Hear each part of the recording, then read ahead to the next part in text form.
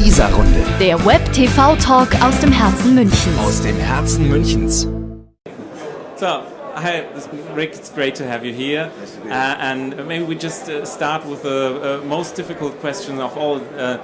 What's your definition of big data? Because I've read so many different definitions. People are talking about scientific definitions, about definitions of velocity, of speed, of volume. What's your definition? What did you consider? Well, yeah, I'm a journalist. I'm not a data scientist. And when I started asking, I started hearing this word, this phrase, big data, about a year ago from my friends at TED and All Things Digital and all these sort of technology conferences.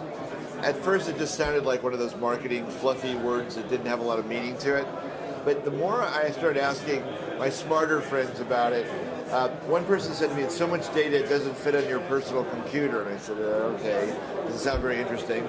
The next person I spoke to said it's like taking two different sets of data and overlapping them.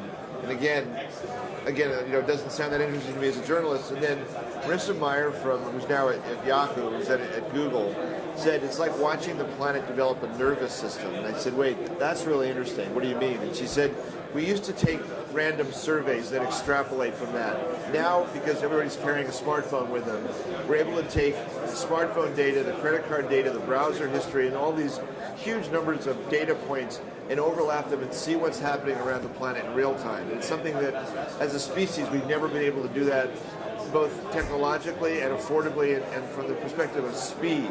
It's almost like if you touched your finger to the stove and it took 6 months to know whether you burned your finger, all the things that happen in the middle between you touching the stove and the finger hurting, like what was actually causing your finger to burn.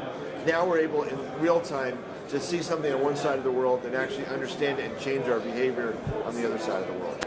And when did this happen? Because it sounds a lot like this, the singularity, or there was like this Teilhard de Chardin, the noosphere, who wrote a book about what happens if the planet has kind of a cosmic consciousness. What will happen if the planet is developing a nervous system? Well, I think that's a little exaggerated. I don't think it's so much of a planet waking up. It's almost like there's a wonderful program that I use when I'm driving called Waze, W-A-Z-E. And what's cool about it is it's a mapping program. And I say I'm going from here to here. But the moment that I start using it, the data of where I am in my car goes into the system while I'm pulling information out. So I become one of the nodes on the map. And the map is redrawing itself all the time. So it knows, there's an accident on that highway 2 miles ahead that I couldn't possibly know. And so it redirects me around it. So it's not just me contributing my data. I'm benefiting from it at the same time. And I think that's one of the things that people are seeing big data as this way of contributing and benefiting from this instantaneous sharing of data. Well, Esther Dyson, who's one of the speakers here at DLD, wrote one of the essays for this book, The Human Face of Big Data. One of the things she says is that we're basically seeding the planet with very low-cost, almost free sensors, and these devices are starting to talk to each other. So we're not the center of the data universe anymore, that these devices are actually changing their behavior based on what the other ones are doing. There's a lot of really interesting healthcare components to big data that I find particularly fascinating. One is that when Steve Jobs got ill a few years ago, it cost $100,000 to sequence his DNA and try to figure out exactly what he had and what they could do to try to keep him alive. Today it costs $4,000 to do the same thing. They're saying within 5 years it'll cost $50. And why is that useful? Well, a lot of big drug companies have been working on cures for human diseases. And when they get into clinical trials, they find out that 0.001% of people will die from that or be hurt by it. So by doing your genetic sequencing and mine, we can find out that you would be cured and I would be harmed by it. So there's all these cures that are sitting there that can't be, sort of made available yet. So big data is sort of letting you target who can be helped and who can be hurt from that.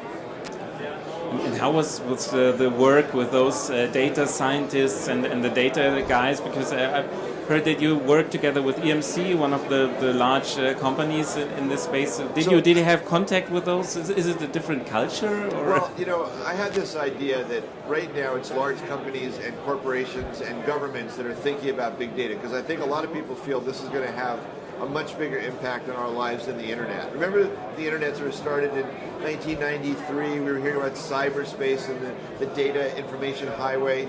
I think right now in 2013, big data is in the same place.